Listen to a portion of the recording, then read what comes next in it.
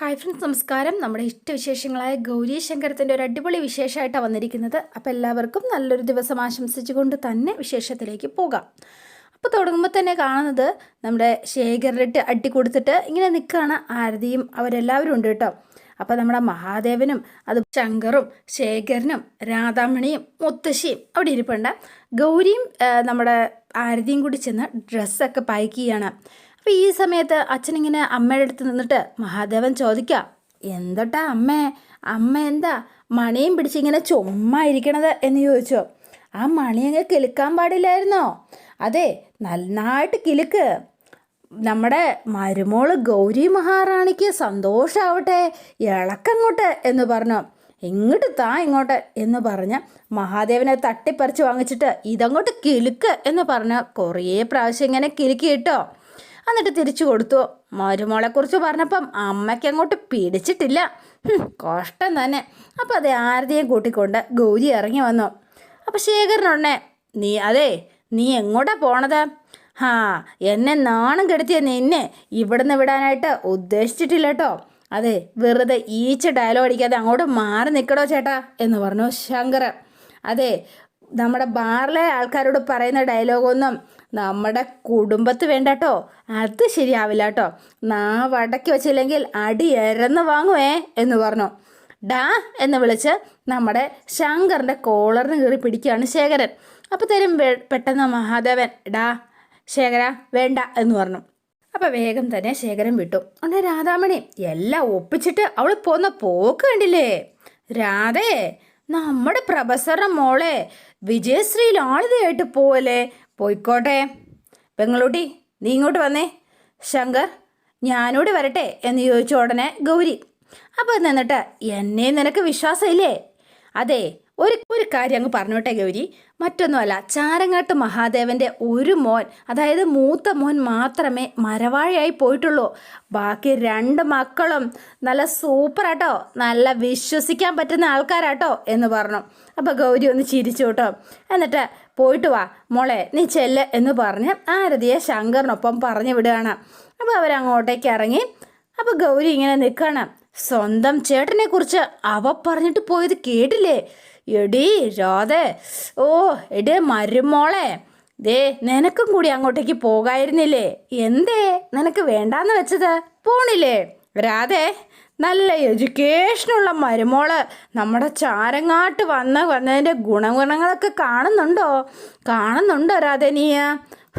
കഷ്ടം തന്നെ എന്ന് പറഞ്ഞ് മഹാദേവൻ റൂമിലേക്ക് കയറിപ്പോയി.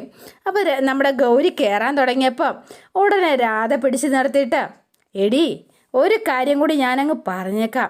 ഇന്നത്തെ ദിവസം നീനും മറന്നു പോകണ്ട. എൻ്റെ ശേഖരൻ്റെ ചെകിടത്ത് നിൻ്റെ അനിയത്തിയുടെ കൈ വീണ ദിവസം, ഈ ദിവസം ഓർത്ത അവളും നീയും ഒരുപാട് കരയും. ഈ രാധാമണി തങ്കച്ചിയായി പറയണത് മനസ്സിലായി കാണും അല്ലേ? എന്നിട്ട് രാധ അങ്ങ് കയറിപ്പോയിട്ടോ. അപ്പോൾ ഗൗരി ഒന്നും തന്നെ പ്രതികരിച്ചതേ ഇല്ല. ഗൗരി എന്നിട്ട് റൂമിലേക്ക് പോവാണ്. അപ്പോൾ അതേ ശങ്കര നമ്മുടെ ആരതിയെയും കൂട്ടിക്കൊണ്ട് നേരെ തിരുവനന്തപുരത്തിന് പോയിക്കൊണ്ടിരിക്കുകയാണ്. അപ്പോൾ ആരതി ആകെ വിഷമത്തിലാണ് കേട്ടോ. അപ്പോൾ ആരതി കണ്ണൊക്കെ തൂത്തുകൊണ്ടിരുന്നപ്പോൾ ശങ്കർ ഇങ്ങനെ പറയാണ്, അല്ല പെങ്ങളൂട്ടി, എന്ത് പറഞ്ഞാൽ ഞാനിപ്പോൾ പെങ്ങളൂട്ടിയെ സമാധാനിപ്പിക്കാം? നമ്മുടെ ചേട്ടൻ ഒരു വെറും മത്താപ്പാണ് എന്ന് എനിക്കറിയാമെങ്കിലും ആൾ ഇത്രയ്ക്ക് ചീപ്പ് കിടാവാണെന്ന് എനിക്കറിയില്ലായിരുന്നു കേട്ടോ മോളെ. അപ്പം ഒരു പെങ്കൊച്ചിനോടും ഒരു മനുഷ്യനും ഇങ്ങനെയൊന്നും പെരുമാറാനേ പാടില്ല. സംഭവിച്ച കാര്യങ്ങളൊക്കെ മോള് മനസ്സിൽ നിന്ന് കളഞ്ഞേക്കണം കേട്ടോ. ഇനി ശേഖരേട്ടൻ്റെ ഭാഗത്തു നിന്ന് അങ്ങനെയൊന്നും ഉണ്ടാവില്ല. അതിന് ഞാൻ ഗ്യാരണ്ടി കേട്ടോ. ഈ ഏട്ടനുള്ളിടത്തോളം കാര്യം ഒന്നും മോള് ഓർക്കുകയേ വേണ്ട. എൻ്റെ ഏട്ടൻ പെങ്ങളൂട്ടിയോട് ചെയ്തതിനൊക്കെ ഈ ഏട്ടൻ മാപ്പ് ചോദിക്കാട്ടോ എന്ന് പറഞ്ഞു. ശങ്കരേട്ടൻ എന്തിനാ എന്നോട് മാപ്പ് ചോദിക്കുന്നത്? ശങ്കരേട്ടൻ ഒരു തെറ്റും ചെയ്തിട്ടില്ലല്ലോ. പിന്നെ മറ്റുള്ളവർ ചെയ്ത തെറ്റിന് വേണ്ടിയിട്ട് ശങ്കരേട്ടൻ മാപ്പ് ചോദിക്കേണ്ട കാര്യമില്ല. എനിക്ക് വേണ്ടിയിട്ട് എന്തെങ്കിലും ചെയ്യണം എന്ന് ശങ്കരേട്ടൻ ആഗ്രഹിക്കുന്നുണ്ടെങ്കിൽ ഒരു കാര്യം ചെയ്താൽ മതി എന്ന് പറഞ്ഞു. പറഞ്ഞോ മോളെ, ഞാൻ എന്താ നിനക്ക് വേണ്ടി ചെയ്യേണ്ടത്? ധൈര്യമായിട്ട് നീ പറഞ്ഞോ. ശങ്കരേട്ടൻ എപ്പോഴും ചേച്ചിയുടെ ഒപ്പം ഉണ്ടാവണം, അതുമാത്രമാണ് എൻ്റെ ആഗ്രഹം. അതാണ് എനിക്ക് വേണ്ടി ഏട്ടൻ ചെയ്തു തരേണ്ട ഒരു കാര്യം. സുഖത്തിലും ദുഃഖത്തിലും ഭർത്താവ് താങ്ങും തണലുമായിട്ട് കൂടെ ഉണ്ടാവണമെന്ന ഏതൊരു സ്ത്രീയും ആഗ്രഹിക്കുന്നത്.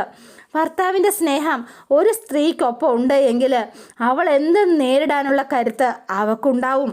ഞാൻ എൻ്റെ അമ്മയെ കണ്ടു പഠിച്ചതാ. പിന്നെ എൻ്റെ അച്ഛൻ എൻ്റെ അമ്മയോടുള്ള സ്നേഹ അമ്മയുടെ ഏറ്റവും വലിയ കരുത്ത്.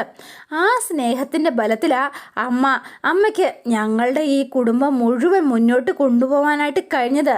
ഞങ്ങളെ നല്ല രീതിയിൽ വളർത്താൻ കഴിഞ്ഞത് ഒക്കെ അച്ഛൻ്റെ മിടുക്ക. ഒരു സ്ത്രീയെ സംബന്ധിച്ച് ഭർത്താവിൻ്റെ സ്നേഹം അവളുടെ ഒപ്പം ഉണ്ട് എങ്കിൽ ഈ ലോകത്തോട് മുഴുവൻ യുദ്ധം ചെയ്യേണ്ടി വന്നാലും അതിന് അവൾ തയ്യാറാവും. അതിലൊരു സംശയം വേണ്ട. എൻ്റെ ചേച്ചി അവൾ എന്തൊക്കെ അനുഭവിക്കുന്നുണ്ടെന്ന് അതെനിക്ക് നന്നായി അറിയാം. പക്ഷേങ്കിൽ ചേച്ചി അതേക്കുറിച്ച് ഒരക്ഷരം പോലും എന്നോട് പറഞ്ഞിട്ടില്ല കേട്ടോ. അതുമാത്രമല്ല, എന്നോട് മാത്രമെന്നല്ല, ആരോടും എൻ്റെ ചേച്ചി ഒരിക്കലും ഒരു പരാതിയെ പറയില്ല. അത്രയ്ക്ക് പാവമാ ചേച്ചി. എൻ്റെ ചേച്ചീനെ എനിക്ക് അത്രയ്ക്ക് ഇഷ്ടമാണ് ശങ്കരേട്ടൻ. ഇപ്പം എൻ്റെ ചേച്ചിക്ക് ഒരുപാട് ഇഷ്ടമാണ്. ശങ്കരേട്ടൻ എന്ന് പറഞ്ഞാൽ ജീവനാ. ആ സ്നേഹം ശങ്കരേട്ടനൊന്നും മനസ്സിലാക്കണം. ചേച്ചിയുടെ കൂടെ നിൽക്കണം. ചേച്ചിക്ക് സപ്പോർട്ടായിട്ട് നിൽക്കണം. ചേച്ചിയെ ഒറ്റപ്പെടുത്തരുത്, പിന്നെ കുറ്റം പറയരുത്.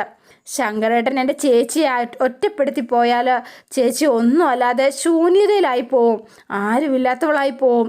അങ്ങനെയൊന്നും സംഭവിക്കരുത് എന്നൊക്കെ ആരതി ഇങ്ങനെ പറയുക കേട്ടോ. അപ്പോൾ ഇവരെന്തുണ്ട് പിന്നെ കാണുന്നത് നമ്മുടെ ശേഖരനെയാണ്. അപ്പം ഈ അടി കിട്ടിയതിൻ്റെ ഹാങ് ഓവർ ഒന്ന് മാറണമല്ലോ. എല്ലാവരുടെയും മുന്നിൽ നോക്കാനുള്ള ആ ചളുപ്പ് രണ്ടെണ്ണമൊക്കെ അടിച്ച് ഇങ്ങനെ ഇരിക്കുകയാണ് നമ്മുടെ ശേഖരൻ. അപ്പോഴത്തേനും കമല അവിടെ നിൽപ്പുണ്ട് കേട്ടോ. എൻ്റെ കൊക്കിന് ജീവനുള്ളിടത്തോളം കാലം ഞാനിത് മറക്കില്ല കേട്ടോ, മറക്കില്ല. അവളെൻ്റെ കാരണത്തെ അടിച്ചത്. അപ്പോൾ ആ നേരത്തെ നമ്മുടെ ആരതി അടിച്ച കാര്യം ഇങ്ങനെ ഓർമ്മ വരുവാണ്. ഇത് മറന്നാൽ ചാരങ്ങാട്ട് മഹാദേവൻ്റെ മകൻ ശേഖരനല്ല പിന്നെ ഞാൻ. എനിക്ക് സഹിക്കില്ല. നേരെ കമലയുടെ അടുത്തേക്ക് ചെന്നു. എന്താടി, എന്താ നീ ഇങ്ങനെ തുറച്ചു നോക്കണത്? ഒന്നും പറയാനില്ലേ നിനക്ക് എന്ന് ചോദിച്ചു. ഞാൻ നാണം കെട്ട് തല കുമ്പിട്ടപ്പോൾ നിനക്ക് സന്തോഷമായി അല്ലേ കമലേ? നീ ഇപ്പം മനസ്സിൽ ചിരിക്കുമായിരിക്കും അല്ലേ? ആയിക്കോട്ടെ, സന്തോഷിക്കുക, നന്നായി സന്തോഷിക്കടി, കേട്ടോടി. എന്തിനാ ശേഖരേട്ട ഇങ്ങനെയൊക്കെ പറയണത്? നടക്കാൻ പാടില്ലാത്ത ഇവിടെ നടന്നത്. ശേഖരേട്ടന് വേണ്ടിയിട്ട് ആരതിയോട് ഞാൻ മാപ്പ് ചോദിച്ചു. ഇനി ആ കാര്യത്തെക്കുറിച്ച് ചിന്തിക്കണ്ട, അതും മറന്നേക്ക്. നീ എന്താടി ശവി പറഞ്ഞത്? നീ അവളോട് മാപ്പ് ചോദിച്ചെന്നോ? അതിന് നിന്നോട് ഞാൻ പറഞ്ഞോ മാപ്പ് ചോദിക്കാൻ? നീ അവളോട് മാപ്പ് ചോദിച്ചതേ നീ എന്നെ വെറുതെ മോശക്കാരനാക്കാൻ വേണ്ടിയിട്ടല്ലേ? ഞാൻ തന്നെയാണ് കുറ്റക്കാരൻ എന്ന് നിനക്ക് ഉറപ്പിക്കാൻ വേണ്ടിയിട്ടല്ലേ കമലേ? നീ ആരോട് ചോദിച്ചിട്ടാടി മാപ്പ് ചോദിച്ചത്? എൻ്റെ ശേഖരേട്ടാ, എന്താ ഇത്? ഞാൻ അങ്ങനെയൊന്നും കരുതിയിട്ടില്ല. നീ എന്തൊട്ട് തേങ്ങ കരുതിയാലും എനിക്കൊരു ചുക്കുമില്ലടി.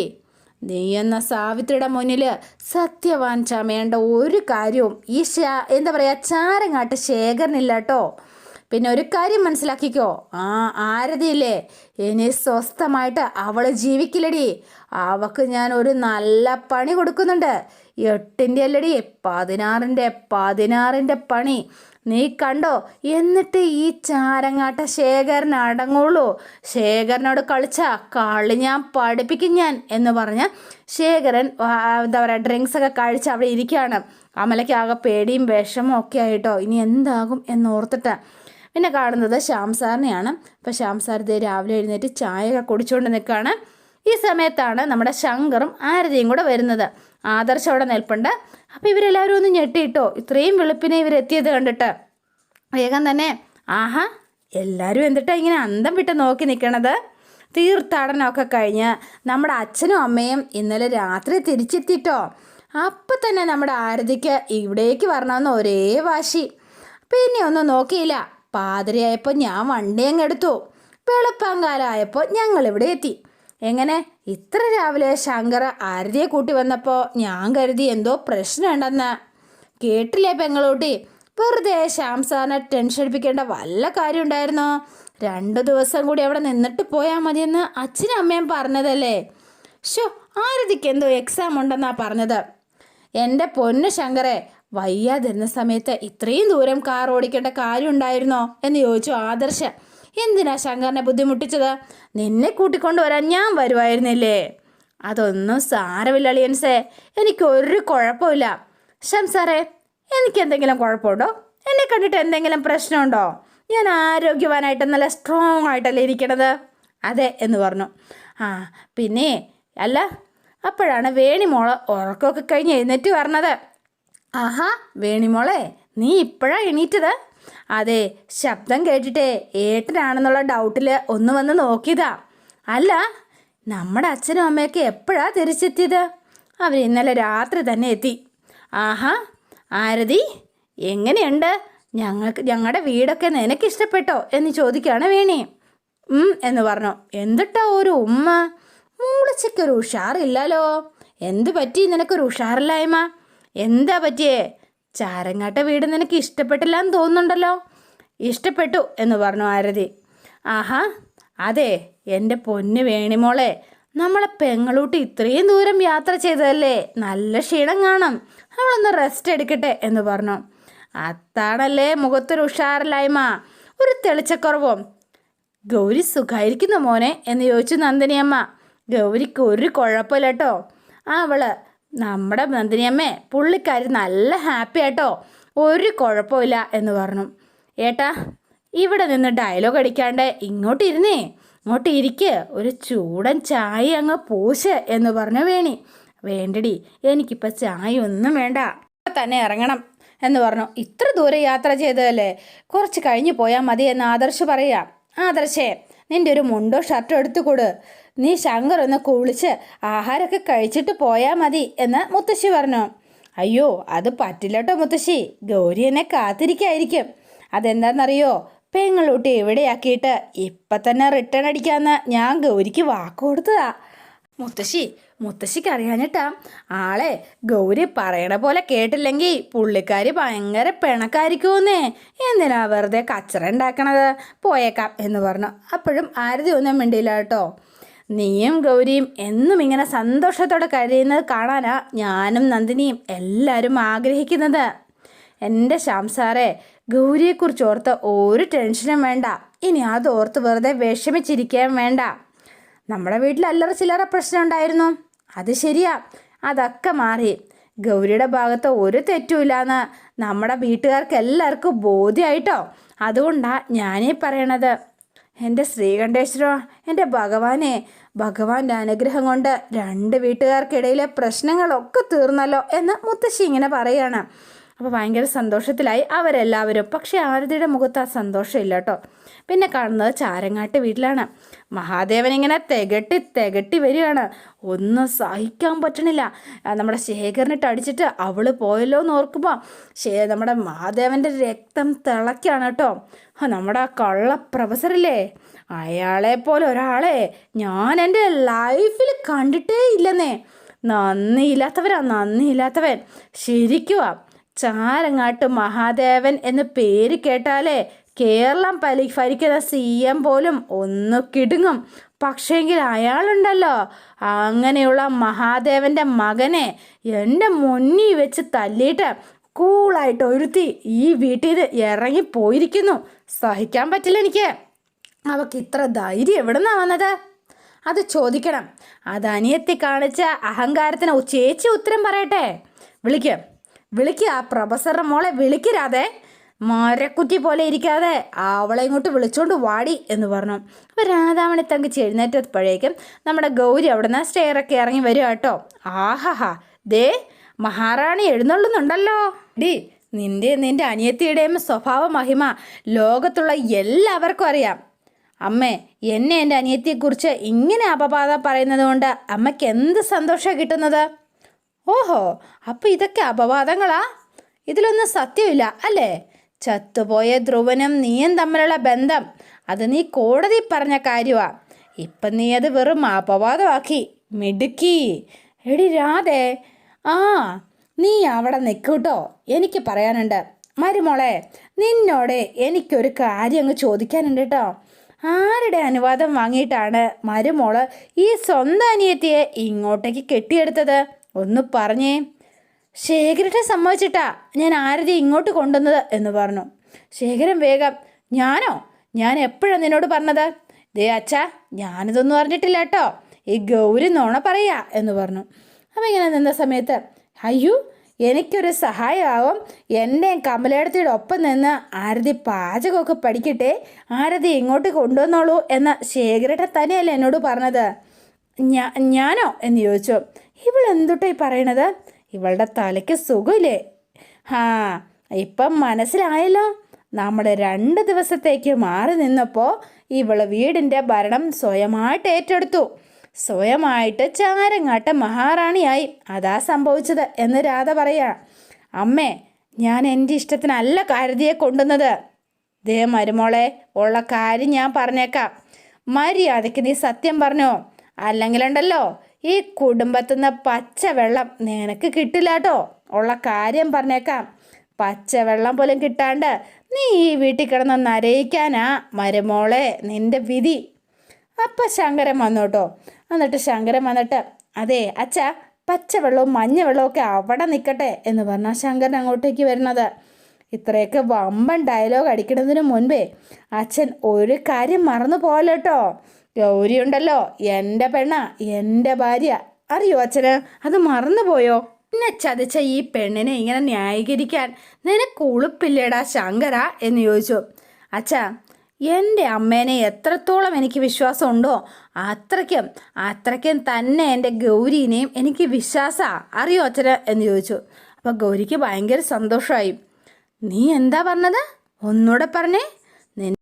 നിന്നെ 10 മാസം ചുമന്ന് പ്രസവിച്ച എന്നെയും ഈ കള്ളിപ്പെണ്ണിനെയും നീ ഒരുപോലെ കാണണമെന്നോ? ഇതിലും ഭേദം നിനക്ക് നിൻ്റെ അമ്മയെ അങ്ങ് കൊല്ലുന്നായിരുന്നില്ലേടാ എന്ന് ചോദിച്ചു രാധ. ഇത്രയും വൃത്തികെട്ട ഒരു പെണ്ണ്. അമ്മ എന്തുട്ടാ പറഞ്ഞത്? അമ്മ എൻ്റെ ഗൗരിയെ ഈ വാക്ക് പറഞ്ഞ് ഇനി മേലിൽ വിളിക്കരുത് കേട്ടോ. പറഞ്ഞേക്കാം, എൻ്റെ ഗൗരിയെ എനിക്കെൻ്റെ വടക്കുനാഥൻ തന്നതാ. അതുകൊണ്ട് തന്നെ അവൾ പവിത്രയാ.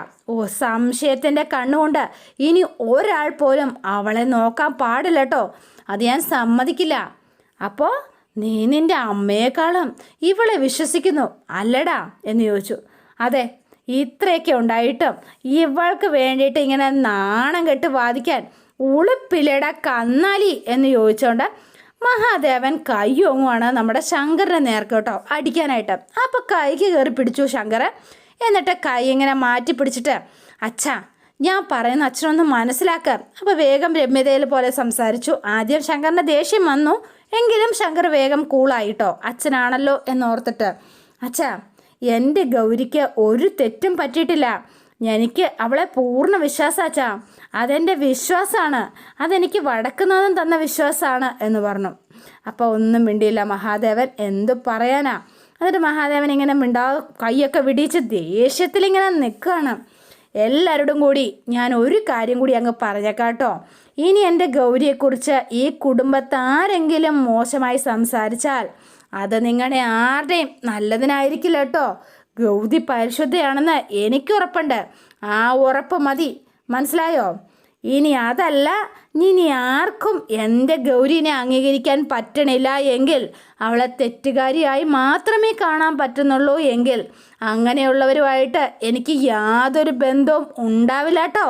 ഇപ്പം എനിക്ക് ജന്മം തന്ന അമ്മയാണെങ്കിലും അച്ഛനാണെങ്കിലും ആരാണെങ്കിലും അങ്ങനെ തന്നെ ആയിരിക്കും കേട്ടോ ശങ്കറിന്. എന്നിട്ട് ശങ്കർ ഗൗരിയെ വിളിച്ചുകൊണ്ട് കയ്യെ പിടിച്ചുകൊണ്ട് ദേണ്ട കയറി പോവാണ്. അപ്പോൾ ഗൗരിക്ക് ഭയങ്കര സന്തോഷമാണ് തോന്നിയത്. ശങ്കർ മാറിയില്ലോ എന്നോർത്ത്. അപ്പോൾ റൂമിൽ ചെന്നു. എന്നിട്ട് ഞങ്ങൾ വിടിച്ചു കേട്ടോ കലിപ്പിൽ. അപ്പോൾ വേഗം തന്നെ ഗൗരി ആണെങ്കിൽ ശങ്കറിനെ കെട്ടിപ്പിടിച്ചു. ഇപ്പോഴെങ്കിലും ശങ്കർ എന്നെ ഒന്ന് വിശ്വസിച്ചല്ലോ, മതി, എനിക്ക് സന്തോഷമായി. സത്യം മനസ്സിലാക്കിയല്ലോ, ഞാൻ കളങ്കപ്പെട്ടിട്ടില്ല എന്ന് എൻ്റെ ശങ്കറെങ്കിലും മനസ്സിലായല്ലോ. സന്തോഷമായി. എനിക്കത് മതി, എനിക്കത് മാത്രം മതി എനിക്ക് ശങ്കർ എന്ന് പറഞ്ഞ് ശങ്കറിനെ വട്ടം കെട്ടിപ്പിടിച്ചു. ശങ്കർ വേഗം തന്നെ കൈയെടുത്തങ്ങ് മാറ്റിയിട്ടോ. കല്ലിപ്പിലാണ് മാറ്റണത്. ഇനിയും എന്തിനാ എന്നെ അകറ്റി നിർത്തുന്നത്? ഇപ്പം നമുക്കിടയിൽ എല്ലാ പ്രശ്നങ്ങളും മാറിയില്ലേ? നീ എന്തൊട്ടാ കരുതിയത്? നിന്നെ ഞാൻ വിശ്വസിച്ചെന്നോ? ഞാൻ നിന്നെ വിശ്വസിക്കാനോ? എന്തൊട്ടിന്? ഞാൻ അത്ര വാഷൗട്ട് ടീമാണെന്നാ നീ വിചാരിച്ചത്? ഉള്ള കാര്യം ഞാനങ്ങ് പറയാമല്ലോ. ഞാൻ ഈ കാണിച്ച ഷോ ഇല്ലേ, ആ ഷോ ഞാൻ താഴെയുള്ളവരെ കാണിക്കാൻ വേണ്ടിയിട്ടായിരുന്നു, അല്ലാതെ നിന്നെ വിശ്വസിച്ചോണ്ടല്ല കേട്ടോ. നീ എൻ്റെ ഉള്ളിൽ വിളിച്ച ആ തീയില്ലേ, ആ കനല്, ആ തീ ഇതുവരെയും കെട്ടിട്ടില്ല ഗൗരി. നിൻ്റെയും ധ്രുവൻ്റെയും കഥ അറിഞ്ഞത് മുതൽ ഇന്ന് വരെ ഞാൻ ഉറങ്ങിയിട്ടില്ല മനസ്സമാധാനമായിട്ട്. എനിക്ക് മനസമാധാനം ഉണ്ടായിട്ടില്ല. ഇനി ഒരിക്കലും അതുണ്ടാവുകയില്ല. ദേ, ഞാനൊന്നും മറക്കില്ല ഗൗരി. ഇതെല്ലാം ഞാൻ സഹിക്കുക. മനസ്സിലായോടി നിനക്ക്? ശങ്കർ, എന്തിനാ എന്നെ ഇങ്ങനെ സഹിക്കുന്നത്? അതും എൻ്റെ തെറ്റ് തന്നെയാ. ആ തെറ്റിൻ്റെ പ്രായശ്ചിത്തമായിട്ടാണ് ഞാൻ നിന്നെ സഹിക്കുന്നത്. അതെ, അല്ലാണ്ട് എനിക്ക് ഒന്നും ചെയ്യാൻ കഴിയില്ല. അതുകൊണ്ട് മാത്രം ഈ ശങ്കർ മഹാദേവനെ തെറ്റുപറ്റിപ്പോയി എന്ന് മറ്റുള്ളവർ കളിയാക്കരുത്. അതിനുവേണ്ടി നിന്നെ വിശ്വസിക്കുന്നതായിട്ട് അഭിനയിക്കുന്നതും സഹിക്കുന്നതും ഒക്കെയില്ലേ, അതിനു വേണ്ടിയിട്ട് മാത്രമാണ്. അല്ലാണ്ട് നിന്നോട് എനിക്ക് ഒരു സഹതാപോ സ്നേഹമോ ഒന്നുമില്ലാട്ടോ എന്ന് പറഞ്ഞ് ശങ്കർ അങ്ങ് ഇറങ്ങിപ്പോയി. അപ്പോൾ ഗൗരി ശരിക്കും തകർന്നു പോയി. അപ്പോൾ ശങ്കറിനെ ഓർത്ത് ഭയങ്കര സന്തോഷത്തിലായിരുന്നു ആള്. അപ്പോൾ കരഞ്ഞുകൊണ്ട് ആ സെറ്റിൽ ഇങ്ങനെ തളർന്നിരിക്കുകയാണ്. അതോടെയാണ് ഇന്നത്തെ വിശേഷം അവസാനിക്കുന്നത്. നാളത്തെ വിശേഷം ഇതിലും ഗംഭീരമാണ്. അപ്പോൾ എല്ലാവരും വെയിറ്റ് ചെയ്യുക. നിങ്ങൾക്ക് ഇഷ്ടപ്പെട്ടുവെങ്കിൽ ലൈക്ക് ചെയ്യുക, ഷെയർ ചെയ്യുക, തൊട്ടടുത്ത് ആ ബെൽ ബട്ടൺ കൂടെ ഒന്ന് ഞെക്കുകയാണെങ്കിൽ ഞാൻ ഇടുമ്പോൾ തന്നെ നോട്ടിഫിക്കേഷൻ ലഭിക്കുന്നതായിരിക്കും. പുതുപുത്തൻ വിശേഷമായിട്ട് എത്താം. Bye and see you again.